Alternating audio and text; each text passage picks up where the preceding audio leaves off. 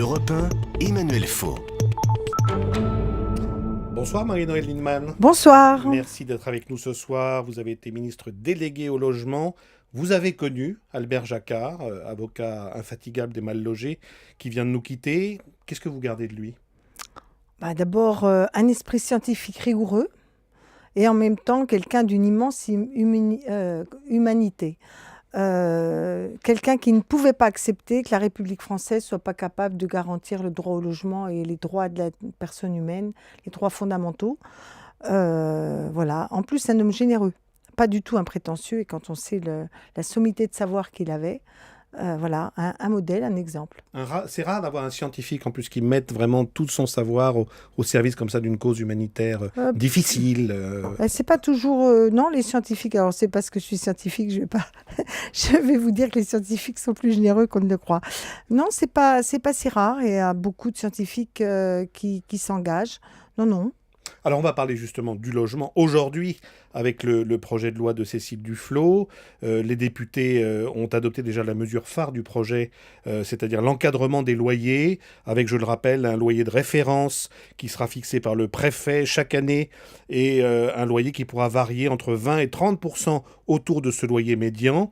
La droite parle d'usine à gaz. L'ancien ministre UMP Benoît Apparu estime que le vrai problème c'est le manque de logement et c'est pas l'inflation des prix. Oui, le manque de logement, c'est vrai depuis pas mal de temps et c'est pas la droite au pouvoir qui l'a comblé. Mais même quand il n'y a pas manque de logement, vous avez un effet spéculatif assez naturel puisque même si vous avez globalement assez de logements, les gens veulent toujours aller dans les endroits les plus attractifs et où les logements sont les plus confortables. Donc il faut réguler et même l'Allemagne qui connaissait jusqu'à présent des prix assez bas commence à s'interroger, à durcir son système de régulation. Donc ce projet de Madame Duflot est excellent.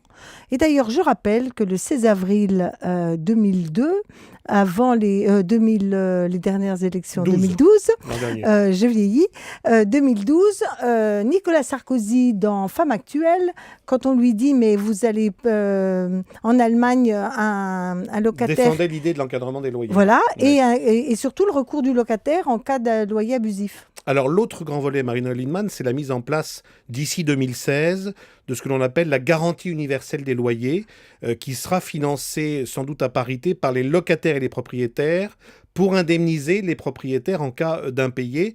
Certains disent que c'est quand même une façon un peu de dédouaner complètement les mauvais payeurs. Qu'est-ce que vous répondez là-dessus ? Tout à fait faux. C'est un immense progrès, une vieille bataille de la gauche. Lionel Jospin, en 2002, proposait la couverture logement universel. On a fait des simulations depuis des années. Il ne s'agit en aucune façon de déresponsabiliser un locataire de mauvaise foi, car c'est une avance faite aux propriétaires qui ne dispensent pas des démarches de recouvrement des loyers qui sont dus. Mais ça suppose qu'il y a quand même un volet judiciaire, alors qu'il accompagne, qu'il y a une poursuite bien sûr, mais de vers toute le mauvais façon, payeur.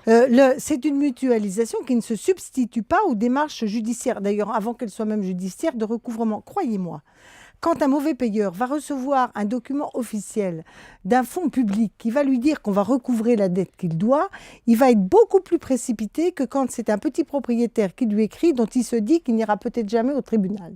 Donc au contraire, je pense qu'il y aura une pression sur les locataires de mauvaise foi pour financer. En revanche, il faut être très rigoureux sur le fait que dans les 2 premiers mois, comme le propriétaire va être remboursé, il faut qu'il réagisse. Car les impayés qui durent ne se rattrapent pas facilement. Et que donc il faut déclencher procédure. très vite. Et très vite, il faut faire la part entre ceux qui ont vraiment besoin de soutien social et déclencher les fonds qui sont nécessaires. En 30 secondes, Marie-Noëlle Lienemann, est-ce que vous comprenez les Verts d'Europe Écologie qui disent pour l'instant qu'ils refusent de voter le projet de budget 2014 en l'état, faute de choix clairs en matière de fiscalité écologique et notamment, ils mettent en avant cette fameuse taxe gazole? Alors, je pense que des engagements ont été pris avec les Verts et qu'il faut les tenir. Je pense que la réforme fiscale est fondamentale dans ce pays pour rendre d'abord un grand impôt progressif en fusionnant l'impôt sur le revenu et la CSG, donnant du pouvoir d'achat aux couches populaires et aux couches moyennes et prélevant davantage sur les hauts revenus. Il faut que cette réforme fiscale touche les petites entreprises qui payent trop par rapport aux grandes entreprises et il faut qu'il y ait une fiscalité écologique, mais qui soit en substitut, par exemple, d'une TVA. C'est-à-dire si on augmente certains prix, parce qu'il faut qu'on compense par la baisse de la TVA. Il faut que ça oriente la consommation et que ça ne pénalise pas la consommation. Merci beaucoup, Marie-Noëlle Lienemann, d'être passée dans Europe Nuit.